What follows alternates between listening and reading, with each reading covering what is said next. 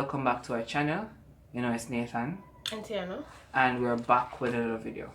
Alright guys, so in today's video we'll be talking about things heterosexual people take for granted. I just want to point out that when we say heterosexual, we're referring to non-LGBT persons, right? But LGBT persons can be heterosexual, because heterosexual really has nothing to do with your gender identity. So we just wanted to point that out, right? Let's get right into the video, guys.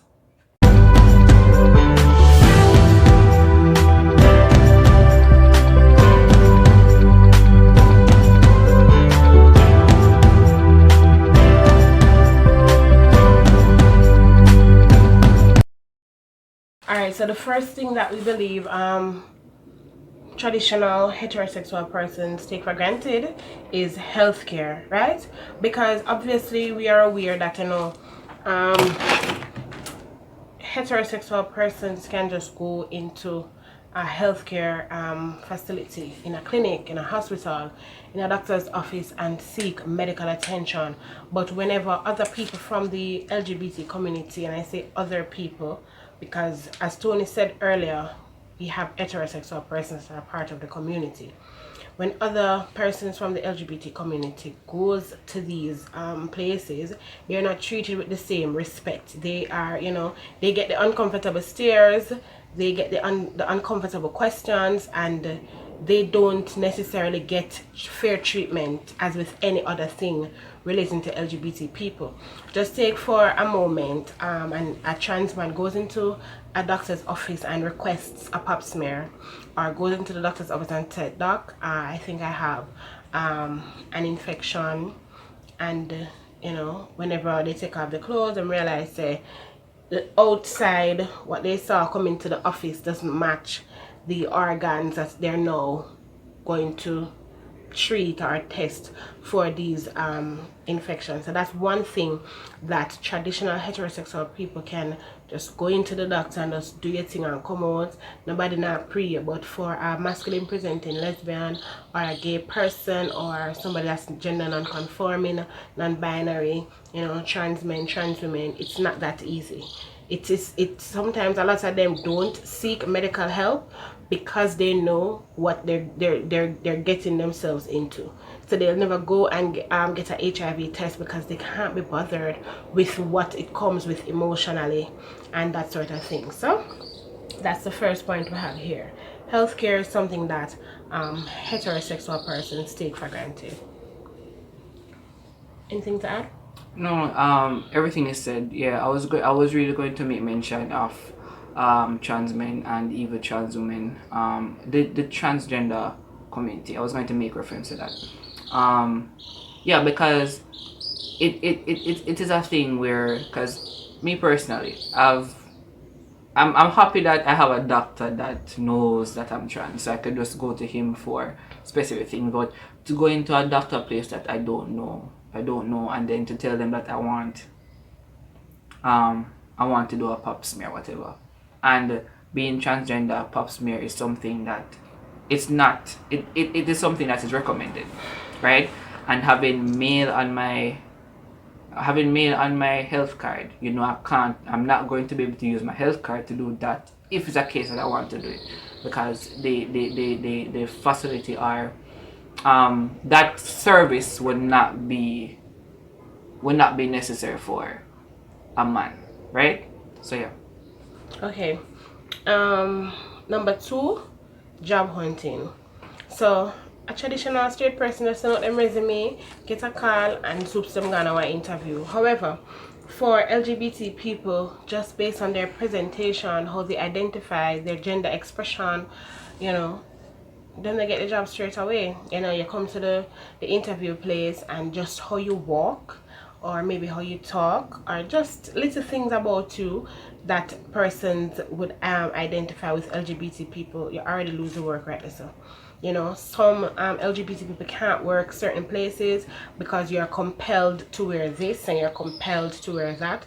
So, for example, a trans man might not necessarily be able to work for the government then of Jamaica because they don't recognize trans people. So they're gonna misgender him. They're gonna call him by his dead name. It's not gonna be flexible, even if, you know, even if the HR is, and maybe that's the only way them can probably get to it, because if the HR is aware that so and so, right, then nobody else needs to know. But it's highly unlikely. What if they don't have an HR that is confidential? Because that's a problem in a lot of organization where HR know anything, it's spread like wildfire, you know. So that's one thing that LGBT people face whenever they go for jobs. There's always something. I remember when Tony was job hunting, we couldn't apply for certain jobs, okay, because we know that it's gonna cause problems.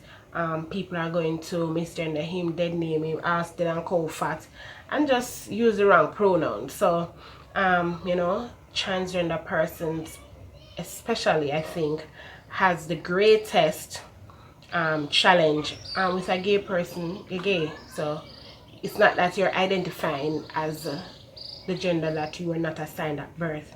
So the only thing them can say is that you're gay, and same for a lesbian. But with a trans person, there's already emotional ties to your dead name and being misgendered. All of those things that can affect you emotionally might just come up. You know, when you're gay or lesbian, you know, say you're gay or lesbian, so somebody say you're gay or lesbian, it's not going to affect you. But when you're trans and you identify as a man and they refer to you as a woman and treat you like a woman and tell us, oh, you can't use a man bathroom, you have to get a woman bathroom, you have to da. Cool. So I think that is one of the greatest challenge in terms of seeking a job, employment. And even in seeking a job, what if you do get the job, right? As TNS said, you will still be misgendered. If a case where because using the word passing can be very toxic in the community, in the transgender community, because that a person don't want to use the word passing, because passing is something that can be, if you don't pass, then it can cause a lot of problem. For me, I remember when I was living in Mobile, I was working at the place I was working at. I started there before transitioning. So obviously, even before changing my name, so obviously what the records and everything shows my dead name. I was being referred to as a female because even before transition, they could see whatever they wanted to see, right? And I remember when I started to really get really uncomfortable using the female bathroom, because I really started to pass. Sometimes when I reach in the female bathroom, like person will come like, their facial expression will be like, "What are you doing in here? Like you're not supposed to be in here, right?" And I remember when I went to the HR and I asked the HR, I explained to her that I even don't want to go to the bathroom, keeping on my urine because I know I'm having issues, medical issues, because I'm keeping on my urine, and I asked her if it was okay for me to use the male bathroom, and she said that no, she can't allow me to use the male bathroom because the males would be uncomfortable. That was really painful. But no, living in Kingston now, and being seen as a male, passing as a male, going through, getting a job, putting mail on my paper, I know I'm able to use the male bathroom freely, right? And I said all of this to say that some trans person might not go through this while some person might. But at the end of the day, it is a thing for trans person to be discriminated against getting a job, not getting a job because them trans, or even a gay person not getting a job because they're gay, because of their expression, their gender expression, how they express themselves, maybe the way they walk, maybe the way they sit, maybe the way they talk. They might be discriminated and might not be getting a job because of that, right? Butch might not get the job because of the way she dresses. I know persons like that who didn't get a job because of that. So at the end of the day, any person in the LGBT community can be discriminated against when it comes on to job hunting or keeping a job. and while heterosexual, the traditional heterosexual people have no problem like that. Okay, so the third point that I have here is civil unions, you know, getting married, putting your partner on your insurance, and that sort of thing. Traditional straight people have no problems with that. You know, sometimes not enough for married. You just have to be living with this person. I remember when I went into the bank, I was having some financial issues and I wanted to get a loan to settle a credit card. And I was, you know, you have to do an expenditure, income and expenditure form. So I did it, and based on my take home, the gentleman was saying that I wouldn't qualify for the loan that I was asking for because of this and that and that, and because of my expenses or whatever. So I said I live with somebody, and the first question he asked was, are you and the person married? I'm like, no, but we bought a house together, we live together, we share bills, we share finances. I don't get it. I did not account for his income on my form. This is just my financial status. So even though based on what you're seeing here, I can't afford it, but my partner is also a breadwinner in the household. And he didn't accept it. He was like, no, you don't qualify and whatever. I got through eventually because another person assisted me. But it just goes to show that because he didn't know that I was not in this type of union, you know. But I'm just trying to show you that even without even knowing my union, marriage is this, I don't know, if you're not married, you know, you're not saying nothing, you understand? So I think, yeah, straight people take that for granted. Them can just go get married, them not even have to have a big wedding, them just go for RGD and do that and do this and get through. But for us within the LGBT community, our union is not even recognized, much less we're gonna make it legally binding, you know. So that is one thing that I believe heterosexual people take for granted, the ability to go to Emancipation Park and take your wedding photos. A LGBT couple could never ever try that. So that's one thing. I remember one lesbian couple, Essence of Shannon Kell, they would have shared their story on their channel where they were trying to find somewhere to have their wedding, and every time they announce that they're a lesbian couple, they get shut down and they can't have it there. They can't even have the ceremony. They can't do no. It's like these different entities did not want to affiliate themselves with persons from the LGBT community. Yeah, I mean, even in a case of like when it comes down to health card, getting your partner's name on your health card, you might not even be possible. I got away with that because again, I when I was getting the job, I let them know, but I put male on every paper, and so in the records I'm male, so it was easy to put Tiana on my health card. If it's a case where I didn't put that there, it would be a very difficult because even Tiana wanted to get me on her health card also, and it was a big issue with that also. So in cases like that, you want to be able to, I want to be able to get married. I don't know if that is possible it's not possible, and I don't know if that will be possible in years to come. But things like that, we do want things like that, but we're not able to do it because of society and the norms of what society thinks. Alright, so the next thing that heterosexual persons take for granted is the ability to travel. So LGBT people can travel to many countries in the world based on the fact that being LGBT is illegal. So we can't go anywhere we feel like just because we want to vacate in this particular country because being LGBT is illegal. You go there, you go get arrested and arrested and covered. So that is one thing I think that traditional straight people take for granted, the ability to just travel to anywhere in the country you want and just be free to just be you, just be your true self. The next point is going to church or believing in God. So a lot of persons will attest to that. When them go church, the pastor start preach both of them and Gomorrah, or the sister them in the church can't focus on God no more because one girl coming out of the church is just like man, or Mrs. something I'm not sure is that a man or a woman, and everybody start get, you know, antsy. And for persons who identify as queer Christians, we dare not sit in the presence of a traditional Christian because we're looked down upon. You know, we can't possibly believe in God because we're going against God and man when we chose to be LGBT. And even though it's the same God that made the straights, made the LGBT people, we can't praise him, we can't tell him thanks because we're not worthy, you know, to approach his throne and, you know, all of that. So I think that is one thing a traditional straight person take for granted. Even non-Christians can lift up them and praise God, but if somebody from the LGBT community do it, people are look on him like, how you know about God? How you know about God? God not like ugly, this, that, and then pass all of the remark them out there. You understand?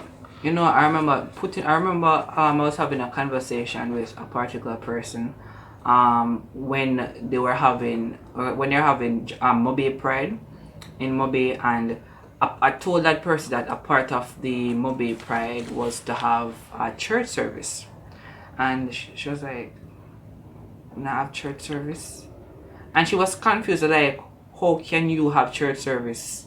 What kind of church service?" Like she asked me, "What kind of church service? Why you actually have one church service?" And like she said, we are mock God with that because God accept that, and we are going to God's face with what our belief is. So I mean, it's like mocking. So it was like a joking thing to her that we're doing it, and you know, if we're not afraid God strike her because we are mocking and stuff like that. So you look at that scenario like that.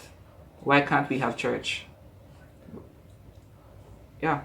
Go on. Yeah, and the same thing happens with Kingston Pride. There is a church service because at the end of the day, you have persons that are queer and Christian. We believe in God.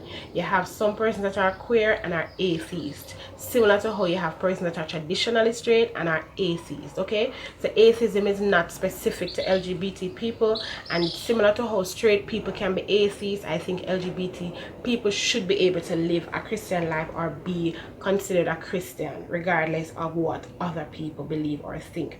We actually have 12 points, guys, but we're already out of time in terms of how long we want the video, so we're gonna do the last one and then we're gonna do a part 2 to this video so that the video is not extremely long. So the last point I'm gonna state in this video is reporting domestic abuse. So for straight people, they must walk up to the station and just leg on the mouth and whatever. But for LGBT people, once we come in and they notice that we're LGBT, them not even want to take a report. Them not even want to give it the time of day because them are gonna tell us that we relationship. We shouldn't even in this type of relationship anymore, right? So it's like LGBT people are not protected by the police, you know, by the state, similar to how straight people would have been protected. If it is that something happens to a straight person, like a man, a cis man kills a cis woman in a heterosexual relationship, you know, it is public domain and, oh, the man killed a woman and him wicked and him been doing this and that and that and that. But if something happens within the LGBT community, you say, yes, how about him, man? I jealous and jealous and da da da da da da da da da, and it's like the same sentiment where you get from a traditional heterosexual couple. You don't get that when it comes down to LGBT people, even though it's the same blood that runs through us, it's the same death when one kill one, and it's the same everything. I personally don't condone violence anywhere, LGBT violence or straight people violence, and I believe that same as how a heterosexual person can kill them heterosexual partner, quote unquote, then an LGBT person can do it too, because all of we are different. The only thing that sets us apart is who we have sex with and how we identify. Yeah, so I think nothing is specific to the community except how we express and how we have sex, or who we have sex with, not even how but who. You understand? So that is the last point on my list for this video: reporting domestic abuse. Yep, she said it all. Right, so that's the end of the video, guys. Please remember to like, comment, share and subscribe, and also look out for part 2 that will be coming shortly after we post this video. Until next time, these are your favorite LGBT activists, Tiana and Nathan, saying Nathan. Oh my god. Tony, could you just make it some one? Saying peace, love, blessing. We're out. Jeez.